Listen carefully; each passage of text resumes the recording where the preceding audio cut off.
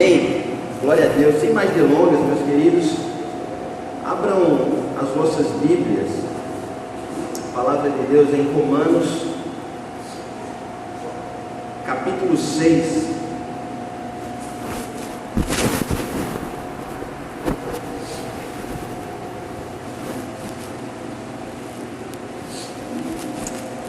Capítulo 6, a partir do verso número 12, eu vou pedir encarecidamente que, conforme forem encontrando textos, irmãos, se ponham de pé, por favor.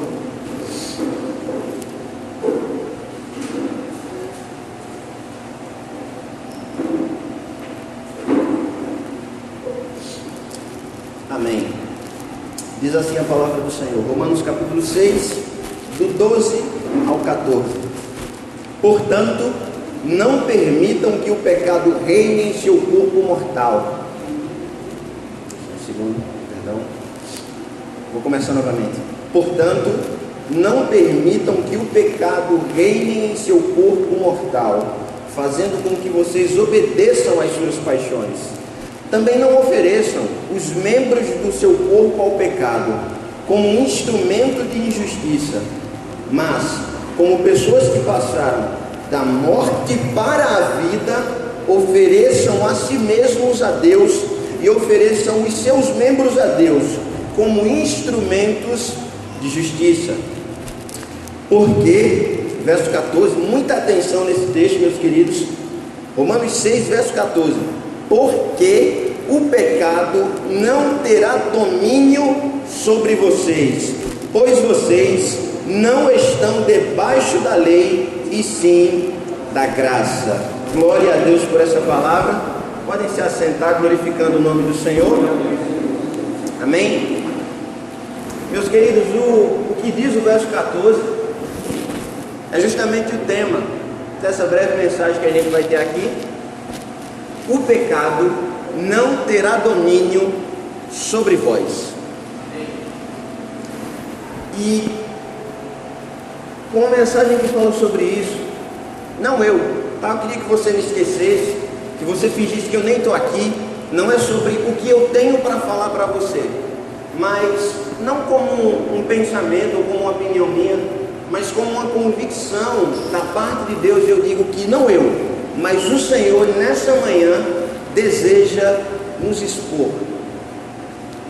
O Senhor deseja nos expor, não diante do irmão que está do seu lado.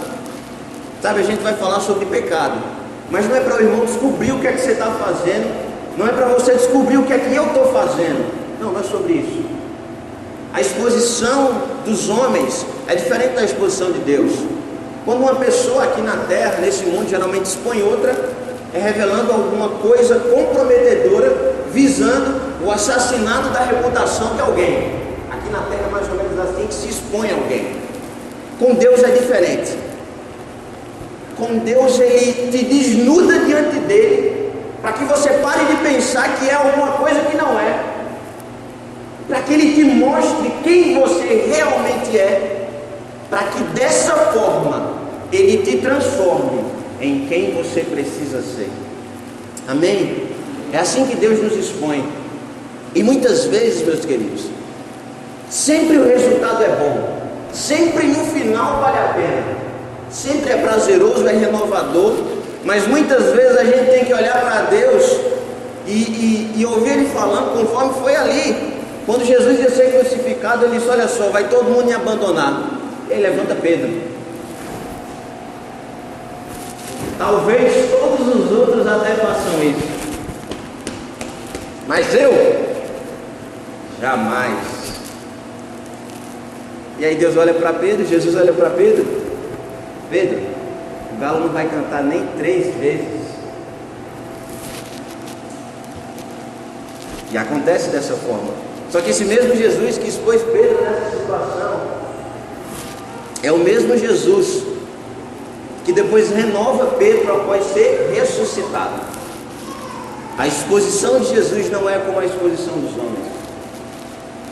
E eu queria falar um pouco sobre pecado. Daqui a pouco a gente vai voltar especificamente para esse texto aqui, mas eu queria trazer um contexto antes, porque o pecado não é uma coisa, Bruno, que só o irmão César comete aqui na igreja. Não, é só o irmão César. Irmão César, complicado ali aquele rapaz. Não, é só Miguel, Jesus Cristo. Não. O pecado é uma luta que não o lado direito ou esquerdo da igreja aqui está passando, mas é algo que todos nós estamos passando. É um desafio meu e seu. É uma luta que não é só para essa semana, não é só para esse mês, não é só para este ano. O pecado é uma luta que ela vai sempre estar presente em nossas vidas. A luta contra o pecado, ela vai sempre estar presente na nossa vida até o nosso último suspiro, até o nosso último fôlego. E se tem uma coisa que é dolorosa na vida cristã, é o processo santificador. Porque quando você caminha em direção para Jesus, você diariamente se confronta consigo mesmo, e você percebe quanta coisa está faltando. Você percebe como são grandes algumas lutas ainda que você trava, e como você é frágil em algumas delas. Sabe, eu vou dizer uma coisa para vocês, meus queridos. Eu tenho qualidades que vocês não têm, mas igualmente eu tenho defeitos que vocês não têm. Isso por todos nós aqui. Sabe, há alguns entre nós que não tem nenhum problema, nenhuma dificuldade, Miguel, de ver um dinheiro caído da bolsa de um irmão, caído do bolso do irmão, uma carteira que caiu, um celular que ficou em algum lugar. Nenhum problema, tranquilamente. Mas há alguns outros, não por maldade, sabe? Não porque aquela pessoa é ladrão e é ruim. Não é sobre isso. É sobre o mau desejo do coração de cada um. Mas tem algumas pessoas que, se vê uma coisa fácil, meu querido, talvez essa pessoa não pegue, mas a luta que é para não pegar é uma coisa que só ela e Deus conhece. Sabe, é uma coisa de ver um celular fácil assim, ela não vai pegar, mas o desafio que é não colocar a mão naquilo ali e botar no bolso é gigante. Sabe, tem gente que pode ver diante dos seus olhos diversas situações. Tem gente que pode ver tantas e tantas coisas. Eu não gostaria de ser tão específico, mas tem pessoas que pode passar tudo diante dos seus olhos, nenhum problema, está tudo tranquilo. A dificuldade maior é em outra área. Mas tem gente que basta ver um pouco, estremece tudo, sabe, treme as mãos, o coração começa a bater mais forte, e é uma dificuldade tremenda em não olhar para aquilo ali e fazer com que o pensamento vá um pouco além. Quem não tem essa situação, assim como quem não tem a primeira, não vai entender, mas só você e Deus conhece onde aperta no momento em que você é mais fraco na luta contra o pecado. Tem pessoas que têm problemas tremendos, grandiosos com ira. Sabe, tem gente que é uma bênção, sabe, não reclama de nada, está absolutamente tranquilo em qualquer situação. Sabe, o cara, tem gente que se morasse na Ucrânia, míssil da Rússia, o cara lá tranquilão, cafezinho, nenhum problema. Mas tem gente, meu querido, que qualquer coisa que acontece se irrita, se enfurece, é tomado por uma cólera que é inexplicável. Meu Deus, de onde é que vem tanta ira? De onde é que vem tanta destemperança? Sabe, tem gente que não tem paciência com ninguém, e jejua, e ora, e vem para a igreja, está na presença do Senhor, mas meu irmão, se o cara esbarrou de lado em você sem querer, o problema, ou dificuldade que vai ser para deixar para lá. Sabe, tem gente que não leva desaforo para casa. Tem gente que tem a maturidade já de ouvir os desaforos e entender que talvez não vale a pena se cumprir naquela situação. Tem gente que não. Tem gente que perde emprego, amizade e até família por causa de desaforo. Exemplo disso é a situação política que a gente acabou de vivenciar. Sabe, a eleição passou, a eleição se foi, independentemente do resultado que aconteceu, tem pessoas que por causa da eleição que já passou, essas pessoas hoje estão assistindo a Copa do Mundo, pensando em outra coisa, mas os laços que foram destruídos no período eleitoral, porque a gente não aguenta ouvir desaforo de outrem, não foi refeito, e talvez não seja refeito nem tão cedo. Talvez vai precisar de muitas vezes aquele louvor, né? Que fala, somos corpo, assim bem age, né? Vai lá abraçar o irmão, pedir perdão. Talvez vai precisar de muitos cultos como esse, muitas santas ceias como essa, para recuperar o que foi perdido. Então, no teu cenário, daí do teu lugar, na tua vida, só você e Deus sabe onde aperta. Só você e Deus sabe a dificuldade maior que você tem, que não é a mesma do irmão que está do seu lado. Só que isso não faz com que você seja pior do que ele, porque talvez na sua área de fragilidade seja tudo bem para ele. Só que em uma outra área que você está mais tranquilo é a área de extrema fragilidade dele. Tem gente que tem os pés que, meu Deus, corre para fazer o mal. E é muito complicado isso. Eu não estou falando aqui, eu não estou pregando aqui para pessoas que são ímpias e têm prazer em uma vida de pecado, e têm prazer em desagradar o Senhor. Eu estou falando aqui com gente que vem diante da presença de Deus e reconhece que tem dificuldades, que precisa ser santificado pelo Espírito, e que luta as suas batalhas, e que nem sempre está vencendo, e que nem sempre ganha todas elas. E não é só você que passa por isso, não é só você que perde algumas batalhas, mesmo querendo vencer, mesmo buscando a Jesus para tentar triunfar sobre o pecado. Eu garanto, meu querido, não é só você. E se você talvez não conseguiu pensar em alguma situação, e em nome de Jesus, presta muita atenção nisso aqui. Eu não falo isso para que você, para te acusar, para te condenar ou coisa do tipo. Mas se você não conhece nenhuma situação na tua vida, onde você não está lutando contra os impulsos da sua carne, o mau desejo do teu coração, a tua vontade, e mais do que vontade, às vezes necessidade de pecar, é porque você já perdeu para o pecado. Se você não está lutando contra o pecado, é porque ele te venceu, querido. Não tem como travar uma batalha ou como trocar soco quando você está na lona, no chão, deitado. Sabe, alguém já viu uma luta de boxe? Quem já viu uma luta de boxe? Amém? Glória a Deus. Todo mundo já viu uma luta de boxe, nem que seja uma foto, um vídeo. No momento em que os dois lutadores estão de pé, eles estão na trocação, calma. Está na trocação, leva uma tapa, o outro dá outra tapa e fica ali. Só que quando um deles é nocauteado e beija a lona, ele não luta mais. A luta só acaba quando alguém está derrotado.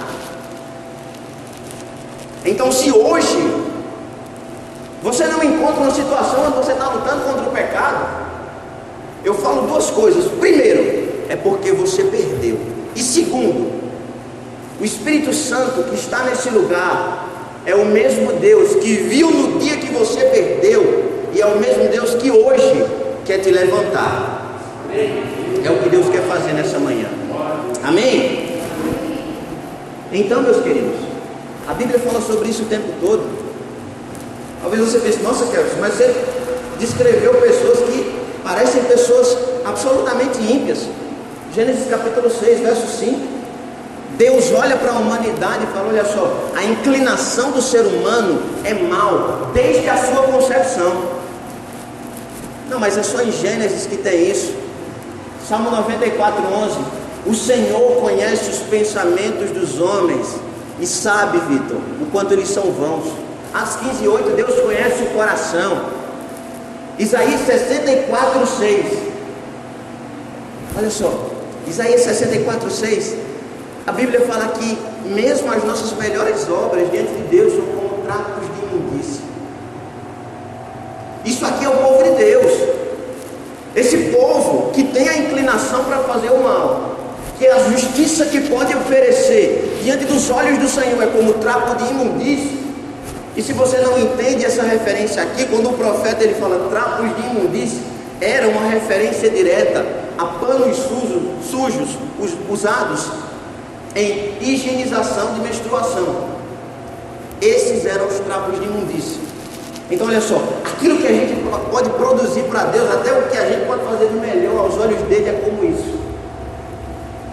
E a Bíblia nos alerta o tempo todo sobre o que somos.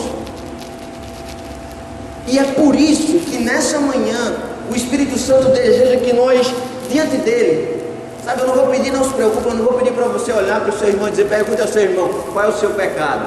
Qual é a sua luta? Onde é que o caldo engrossa para tu? Não se preocupe, não vai acontecer isso, certo? Mas a gente precisa fazer isso diante de Deus. A gente precisa reconhecer quem somos e o quanto precisamos de Deus, porque quando a gente reconhece quem somos, é que a gente começa a perceber que a nossa conjuntura para vencer determinadas situações não é o suficiente. É como se o nosso braço não tivesse força bastante para triunfar sobre algumas causas. E por isso a gente precisa de Deus. E sabe, a realidade é essa.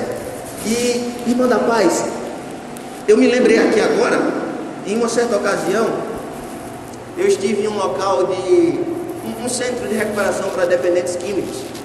Sabe, eu fui levar uma palavra e o Espírito Santo falou algo muito impactante ao meu coração, porque era um local onde estavam internadas algumas pessoas que eram dependentes químicos.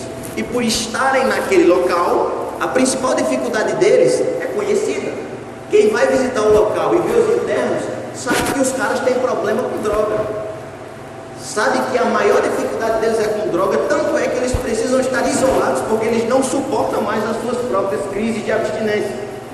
Se eles estiverem na rua, não tem salvação, não tem jeito para eles, e eles precisam estar isolados. E quando você fala com uma pessoa dessa, não sei se você já teve a experiência de conversar olho no olho, tete a tete com uma pessoa dessa, mas ela tem muita dificuldade em olhar no seu olho, em olhar para cima. Ela tem uma postura, Miguel, sabe, de alguém que olha sempre para baixo, alguém que está sempre prostrado, alguém que está constantemente com vergonha de quem é, Bruno. Geralmente é essa a postura dessas pessoas. Por quê? Porque o pecado está escrito na testa delas. Você chegando lá e vendo um deles, ele já sabe que você sabe que ele é drogado. Ele sabe que você conhece a dificuldade dele. E aí o Espírito Santo falou ao meu coração, diga para eles que eles não são menos do que você ou do que os outros, por causa do pecado deles. Porque se a cada um de nós aqui, meus queridos, estivesse escrito na nossa testa a nossa principal batalha, pastor, a nossa principal dificuldade, Jair, o histórico dos nossos 3 últimos pecados, das nossas 2 últimas maiores quedas, dos nossos 3 últimos maiores deslizes, Camila, não haveria ninguém. Eu não estou dizendo que haveria só um ou que haveriam 2. Não haveria ninguém, Maria, que sequer nos respeitasse, que olhasse para a gente e encontrasse alguma admiração, que olhasse para a gente e vendo a inscrição na testa, não, mas mesmo assim essa pessoa é maravilhosa. Não haveria uma só pessoa que olharia para nós e diria, eu vou seguir você, eu vou viver do jeito que você vive, eu considero você alguém parecido com Jesus. Não haveria. Se o nosso pecado fosse revelado hoje, sabe, se os intentos mais profundos do nosso coração fossem revelados hoje, sabe, se os momentos de inveja que a gente já sentiu, a inveja, pastor, é um pecado que a gente muitas vezes sente e não percebe. Sabe por quê? Porque o sentimento de inveja, ele é diferente do que o que se espera. Quando você sente inveja de uma pessoa, você não sente, simplesmente eu quero ter a vida dela. Não, não é por aí. O sentimento que a inveja causa em você é sentimento de injustiça. Você olha para você e diz, poxa, eu faço A, B e C, fulano faz só A, fulano está lá na frente, eu estou aqui. Não pode, não é justo. O sentimento que a inveja produz é injustiça. Sabe, não é simplesmente você querer, eu quero pegar tudo que é do outro, eu quero que é do outro para mim. Não, você não sente isso não, ninguém sente isso. As pessoas se sentem injustiçadas por não estar naquela posição. E isso passa por nós e outras coisas que a gente não consegue às vezes perceber. Mas se o nosso pecado estivesse escrito na nossa testa, não haveria reputação, não haveria grandes e nem pequenas referências, não haveria. Mas diante da presença do Senhor, meus queridos, tudo é desnudado, não dá para esconder, tem que ser sincero, não dá para fingir que a gente pensa uma outra coisa, que a gente quer uma outra coisa, Porque o que a gente fala, ele sabia antes. Porque a lágrima que a gente derrama, ele sabe o real motivo dela. Porque o que faz o nosso coração acelerar, talvez não seja algo que está diretamente ligado com o que o nosso discurso está descrevendo. Mas se a gente tiver, sabe, Jéssica, uma forma dramaturga de se expressar, e de se emocionar, e de convencer, e todo mundo acredite naquilo que a gente parece ser, na forma como a gente fala, na impressão que a gente deixa, Deus ainda nos vê e nos conhece. Atos capítulo 15, verso 8 de novo. Deus conhece o nosso coração. Foi o que aconteceu na coroação do rei Davi, não é isso mesmo? Meus queridos, o profeta Samuel, homem de Deus, homem que não jogava palavras vazias para coisas que ele dizia não serem cumpridas, um cara que quando era moleque estava ouvindo a voz de Deus, coisa que o sacerdote que há 40 anos julgava na nação de Israel não tinha mais a capacidade. Samuel já tinha. Menino prodígio, começou no alto desde cedo. Mesmo esse homem, em determinado momento, ele dizia: o rei é esse aqui. Até os olhos do grande Samuel se enganaram. E aí Deus tem que ir lá e dizer: não, Samuel, não é esse não. Você olha, vê por fora, mas eu vejo o coração. E aí ele pergunta se tem mais alguém. Deus conhece enxergar aquilo que às vezes nem mesmo nós enxergamos. E meus queridos, eu falei aqui que se não há luta contra o pecado, é porque a derrota já aconteceu e muitas vezes não é percebida, assim como foi com Sansão. Quando ele perde a sua força, é cortado o seu cabelo, ele enche o peito no momento da crise e diz: sairei uma vez mais e conforme as outras vezes. Mas não aconteceu nada do que ele achava que ia acontecer. Mas assim como a não condição de luta pelo pecado, ela nos dá um testemunho de morte. Quando a gente está buscando ao Senhor, caminhando diante com o Senhor, reconhecendo as nossas dificuldades, pastor, reconhecendo que estamos em um processo, Clara, de santificação, onde lutas precisam ser travadas, onde coisas precisam ser vencidas, onde o pecado ganhou um aqui, e aí eu vou ganhar todas as outras dele, onde eu ganho um aqui, perdi outra ali, mas eu oro mais, eu leio mais a Bíblia, eu jejuo, eu venho para a igreja, eu peço aconselhamento, eu peço oração dos irmãos, eu utilizo os meios da graça pela palavra de Deus. E quando eu estou nesse processo, quando você está nesse processo de chegar perto de quem Jesus é, e a gente consegue enxergar a enorme disparidade do que nós somos, e conseguimos ver as nossas limitações, os nossos defeitos, é muito doloroso. É muito doloroso ver o quanto estamos longe daquilo que Jesus é. É muito doloroso, sabe, você viver tempos intensos com Deus, momentos intensos com Deus, de oração, de leitura da palavra, participando da Santa Ceia, comunhão com os irmãos, buscando a presença do Espírito Santo, mas em uma determinada situação da sua vida, surge uma causa que aparentemente é tão simples, mas que parece que te despedaça, que revela um monstro que está dentro de você. E muitas vezes algumas pessoas passam por isso, mesmo alcançadas pelo Espírito Santo, mesmo participantes do corpo de Cristo, e começam a enxergar que parece que o velho homem, como dizia o Lutero, né? Eu pensava que o velho homem ele morreu nas águas do batismo, mas eu descobri que o miserável sabe nadar. E às vezes ele surge de repente, cheguei onde a gente não esperava. Sabe, quando a gente dá o menor cochilo que seja, mesmo depois de um longo tempo de vigilância e dedicação, quando acontece um mínimo deslize, o nosso coração revela a podridão que estava ali dentro. E quando a gente tem um coração sincero diante de Deus, isso é doloroso. Isso é doloroso porque a gente para e pensa: eu não devo ser crente. O Espírito Santo não me alcançou ainda. Como é que eu ainda desejo tal coisa? Como é que no meu coração existe uma vontade de que aquela pessoa sofra grandes consequências por causa de uma bobagem que ela fez? Como é que coisas tão terríveis saem do coração da mesma pessoa que diz amar tanto a Jesus, que serve a Deus há tanto tempo, já leu a Bíblia toda, está na igreja, está envolvido nos trabalhos? Como é possível eu ser o que sou? E as acusações vêm de todo lado, pastor. Quando a gente está na luta, Marília, contra o pecado, as acusações vêm de 3 vias. Primeiro, Miguel, Satanás. Satanás, ele é uma pessoa que a gente não consegue enxergar, mas muitas vezes ele trabalha como porteiro na igreja. Irmão Ricardo, deixa eu terminar de explicar, antes que o senhor se levantar e ficar chateado. Se eu concluir aqui, eu colocou a mão no bolso, não sei se ele ia pegar alguma coisa para jogar em mim. Mas Satanás, às vezes, ele assume a postura de porteiro na igreja, porque é a gente pisando, e assim que entra na igreja, parece que vem uma voz e diz: tu aqui?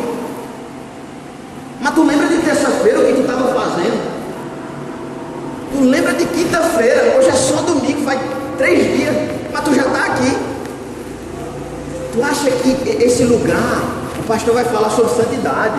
Essa é a igreja do movimento de santidade. O que é que tu tem a ver com santidade? Será que eu vou ter que descrever o que foi feito na segunda, na sexta? O que é que você está fazendo aqui? E aí a pessoa entra, no momento do louvor. O pastor falou aqui quando estava ministrando louvor: levante as suas 2 mãos. E aí você levanta. E aí de novo o porteiro sai lá da porta, vem para o seu lado. O irmão Ricardo continua lá recebendo os irmãos com a graça de Deus, tá? Mas o outro porteiro que é do lado adversário, ele vem do seu lado. Essa mão aí vai levantar para Deus. Essa mesma mão que estava pegando que não é teu, que estava mexendo em coisa que não devia. E aí o pastor fala: coloque a mão no seu coração para a gente fazer uma oração. Esse coração aí que deseja tanta coisa ruim para os outros, que não quer verdadeiramente a Deus, tu vai segurar isso para quê? Tu sabe que Deus conhece. E se Deus conhece, se tu conhece, tu sabe o que tem aí dentro. É a primeira via de acusação. A segunda via somos nós. O nosso primeiro adversário é o inimigo, mas o segundo maior, e às vezes até o primeiro, somos nós. Por quê? A gente está nas nossas batalhas. E eu preciso dizer aqui, não é só você e nem eu. Nenhum de nós vai vencer todas. Você pode e deve caminhar em vitória, mas em determinados momentos, eu e você vamos bater o queixo no chão, lona, nocaute. Não é só com você, não é só comigo, todos nós vamos bater algum dia, algumas vezes. E não é uma coisa que acontece uma vez só. Seria muito bom. Não, a cada 10 anos, pelo menos uma vez. Não é assim não. Mas quando a gente bate o queixo no chão, a gente enfrenta a acusação de Satanás. E a gente passa por um processo restaurador. O Espírito Santo lembra do que é a cruz, lembra do que é o que Jesus, lembra do que Jesus fez, lembra do amor de Deus. Nós somos reconciliados com o corpo de Cristo, perdoados pelo Senhor, mas nós mesmos, muitas vezes, insistimos em nos sentenciar como culpados. Às vezes, Deus já superou aquela situação, já tratou com a gente, nos trouxe de volta, mas a gente está ali ainda, pensando no quanto somos indignos por causa daquilo ali. E muitas vezes isso é motivo de não tomar a Santa Ceia, é motivo de não ir para a igreja em tal culto, em tal situação, é motivo de não participar dos trabalhos da igreja, das programações. E a sua autoacusação te leva para um lugar tão longe de Cristo. E muitas vezes é difícil consertar. E o terceiro e último grupo de acusadores são as pessoas. Infelizmente, até mesmo pessoas que fazem parte do mesmo corpo de Cristo,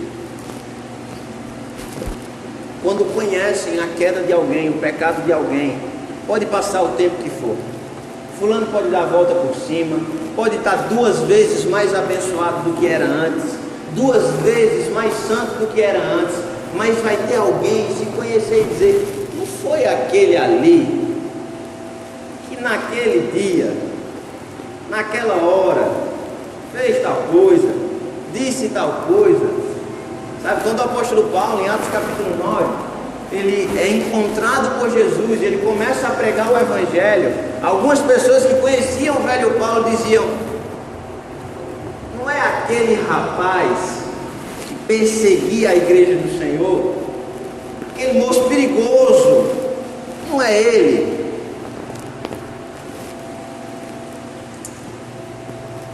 E esse é o processo, meus queridos, que passa na nossa vida, no nosso coração, quando a gente está nessas batalhas.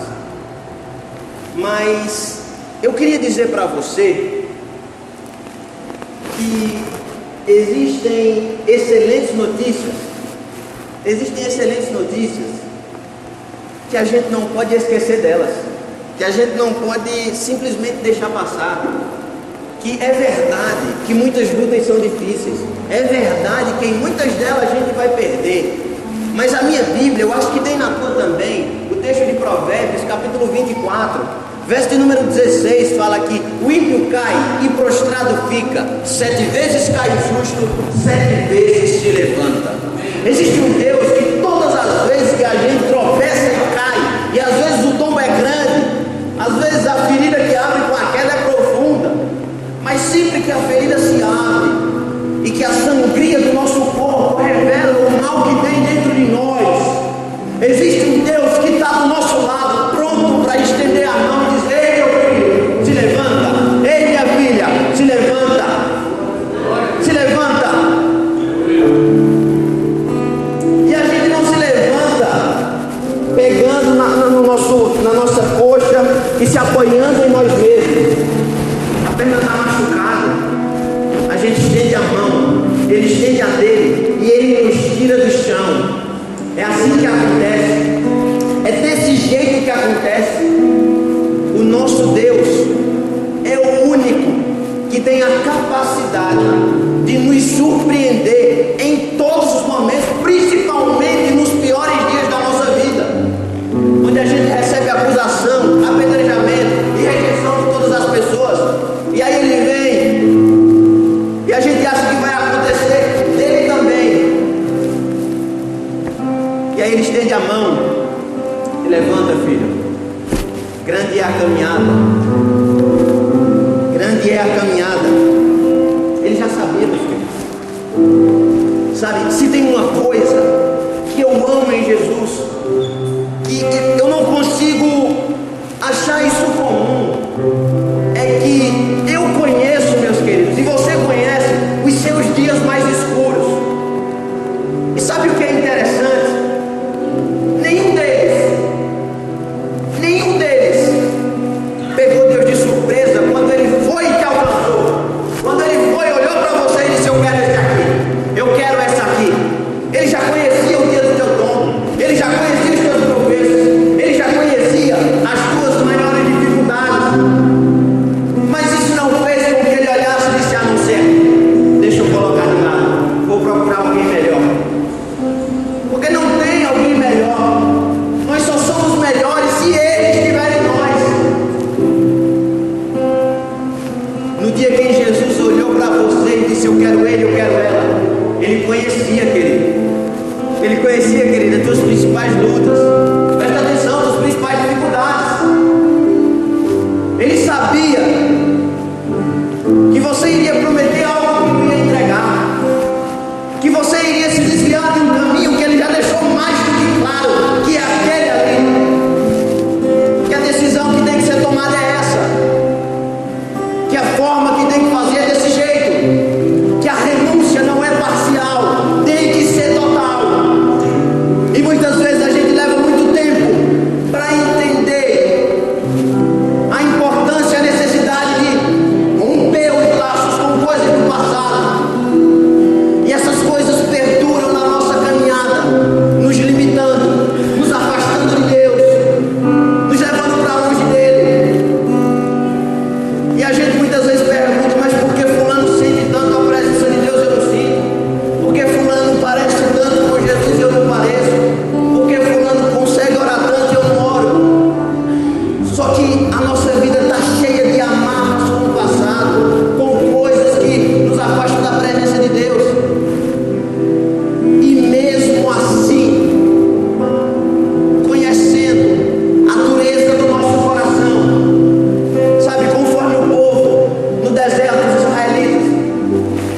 livro de Deuteronômio tem um texto muito profundo que Deus fala para Moisés: diz para esse povo que não foi por causa da justiça deles que eles estão aqui, foi por causa da minha mão forte, da minha fidelidade.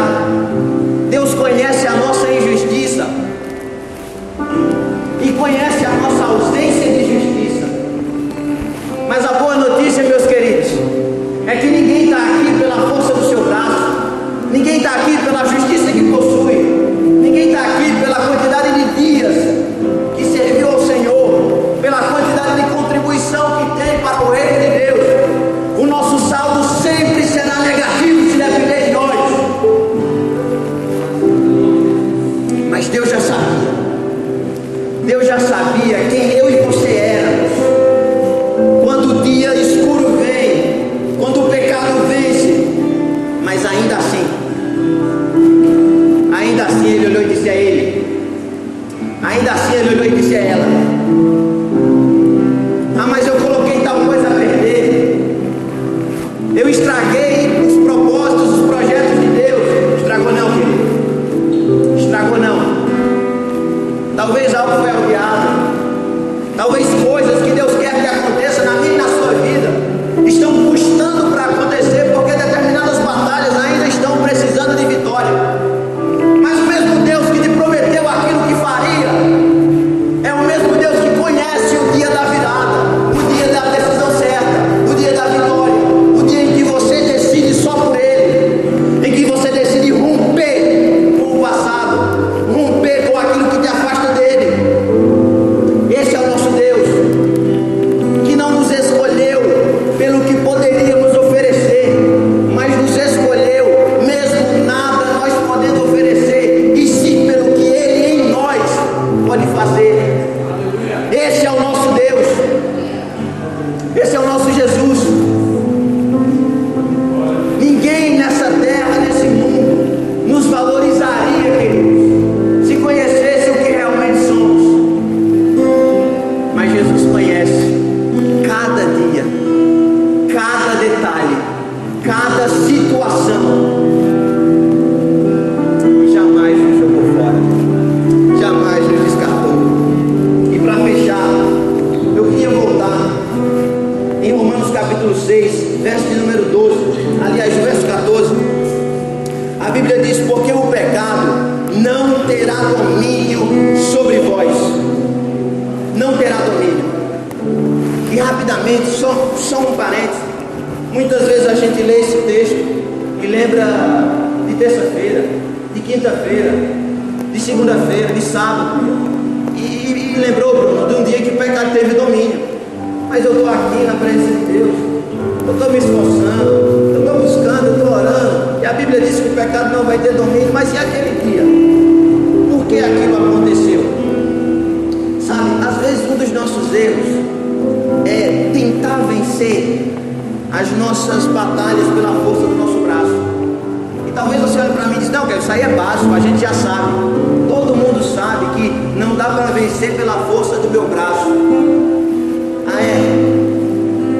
Mas eu garanto para você que todos os dias em que houveram grandes tropeços, grandes deslizes, eles foram precedidos por negligência nas disciplinas espirituais, por uma semana onde não se orou direito, por uma semana onde a palavra foi somente um livro que estava sobre a mesa, ao lado da cama, onde a vigilância ficou para trás. Sabe, aqui no texto que a gente leu no começo, a Bíblia fala: olha só, ofereçam o seu corpo, tudo que você tem para Deus como instrumento de justiça. A Bíblia fala sobre santificação, a Bíblia fala sobre a nossa necessidade de quem Jesus é, a necessidade de tê-lo em nós, nos transformando, trabalhando. Gálatas capítulo 5 fala do pleito entre as inclinações dentro de nós, do espírito e da carne. E o texto traz todas as obras da carne, assim como os frutos do Espírito, disponíveis para a gente vencer essa batalha, de maneira que nos é ensinado e motivado a buscar esses frutos.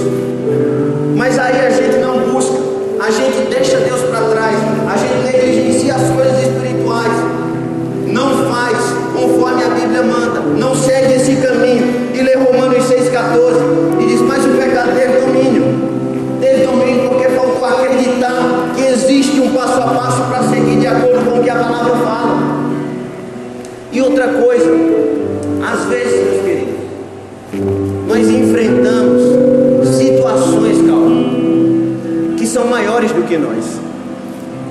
São lutas que a gente insiste, dificuldades, pecados que parece que você não tem a capacidade de vencer sozinho.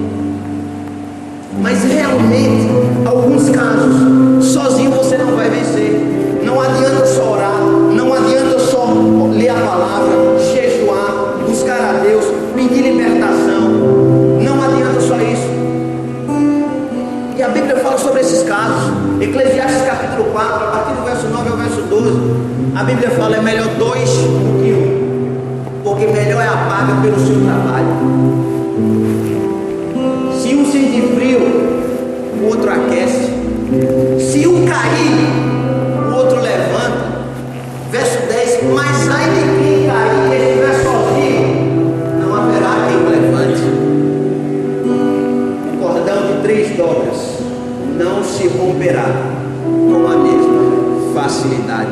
Tiago 5,16, a palavra do Senhor diz: confessai os vossos pecados uns aos outros e orai uns pelos outros para seres curados. Tem coisa na nossa vida que a gente até hoje, se você tem uma causa específica, até hoje eu estou lutando, não venci sozinho. Procura alguém, pede oração, confessa a tua culpa, demonstra fragilidade ali. Não é a pessoa que vai resolver o teu problema, mas existe um poder liberado pelo Espírito Santo na confissão sincera, no coração contrito e quebrantado. E a Bíblia diz que Deus nisso se agrada, e na intercessão por outro. E não é o tamanho do músculo espiritual do seu irmão que vai te ajudar a vencer a situação de pecado. É o seguir desse princípio, confiando que você confessa e a pessoa ora, e não você ou ele vai resolver, mas o Espírito Santo vai derramar sobre vocês, por obediência a isso aqui, uma força que não tinha antes, uma capacidade que você ainda não tinha provado para vencer aquele pecado, para vencer aquela inclinação de fazer o mal. É assim que Deus faz. Esse é o nosso Deus, que nos ama incondicionalmente, queridos. E esse sentimento que tem que ficar no final. Eu e você lutamos hoje, lutamos ontem, e amanhã vamos continuar lutando contra o pecado. Venceremos muitas delas. Se fizermos conforme diz a palavra, caminharemos em vitória por longos períodos, mas não estamos livres de tropeçar, de muitas vezes não só tropeçar, mas ser nocauteados, cair, o queixo bater no chão e a boca sangrando. Mas no momento em que a nossa ferida, como eu disse, sangra, revelando a nossa podridão, o nosso Deus vai estar do nosso lado para estender a mão. 1 João capítulo 4, verso de número 10, a palavra do Senhor, me empolgo com esse texto. A palavra do Senhor diz: nisto consiste o amor de Deus, não em que nós tenhamos amado a Ele, mas que Ele nos amou primeiro e entregou o seu Filho como propiciação pelos nossos pecados. Se dependesse, meus queridos, de nós, do nosso lugar, do jeito que a gente é, levantar e escolher a Deus e amar a Deus como Ele merece, não aconteceria, Miguel. Não aconteceria. A gente não teria tanta entrega, a gente não faria como tem que ser. Mas graças a Deus que Deus não teve que esperar. Mas antes de o contemplar, Ele nos amou primeiro. Queria pedir que você olhasse agora. Eu sei que ninguém gosta disso, mas você vai dizer essa realmente para envergonhar o seu irmão. Diga assim para ele, o irmão que está do seu lado: a tranqueira que você é não faz Deus te amar menos. Olha aí, eu vou repetir. Diga para você mesmo agora: a tranqueira que eu sou não faz com que Deus me ame menos. E hoje, meus queridos, para fechar, eu queria te lembrar que na presença de Deus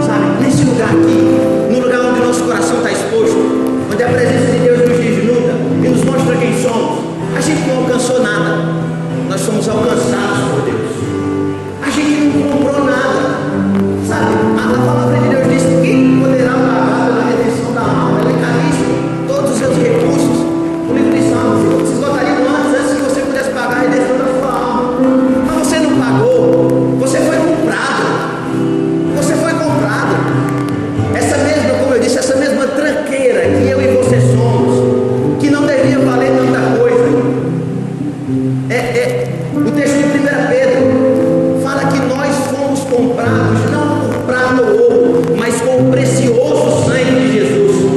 A tranqueira que eu e você somos, fomos comprados por um valor inestimável, impagável.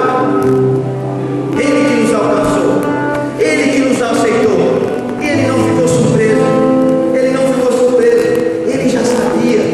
Mas aquela situação que eu estou enfrentando, aquela dificuldade, Ele já sabia, querido.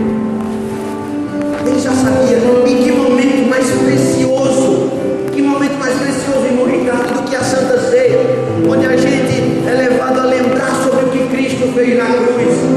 Que momento mais precioso do que esse, Tadeu? A gente vai ter, Jair, para nos desnudarmos diante do Senhor e permitirmos que Ele nos perdoe, que Ele nos restaure. Porque eu não sei se está escrito na sua, mas na minha Bíblia diz, em Isaías capítulo 1, verso número 18: ainda que os vossos pecados sejam vermelhos como a escarlata, eles se tornarão brancos como a neve, ainda que sejam rubros como a púrpura, vermelhos como o carmesim, como a lã se tornarão. 1 João capítulo 1, verso número 9: se confessarmos os nossos pecados, Ele é fiel e justo para nos perdoar dos nossos pecados e nos purificar de toda, não de parte, não da metade, não de um terço, mas de toda a nossa injustiça. E para fechar, 1 João capítulo 2, verso 1: Deus, nos conhecendo, nos recomenda: filhinhos, não pequeis, mas se pecares. Tem 3 grupos de acusadores, é verdade. É o diabo, é você mesmo, são as pessoas. Mas se pecares, o único que tem a capacidade de te acusar e de te condenar é o mesmo que assume a posição de advogado. Filhinhos, não pequeis, mas se pecares, tendes o intercessor do Pai, Jesus Cristo, o justo.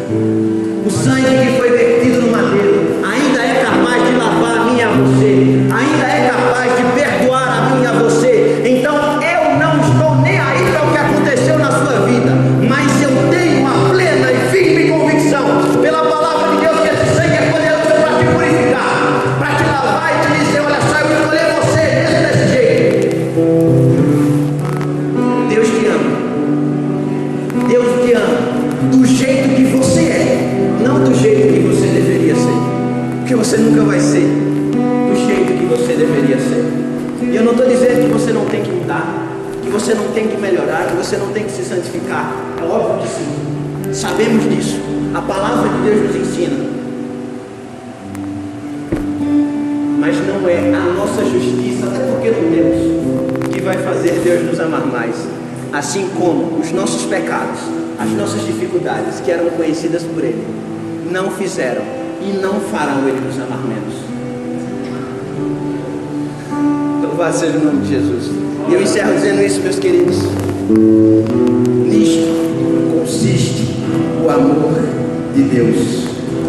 Não em que nós tenhamos amado a Deus, mas Ele nos amou primeiro, se entregou e foi propiciação, não por parte, não pela metade, mas por todos os nossos pecados. Permita hoje que o Espírito Santo estenda as mãos para você e se levante. A caminhada ainda é longa. Permita hoje que o sangue que foi vertido no madeiro te purifique, em nome de Jesus.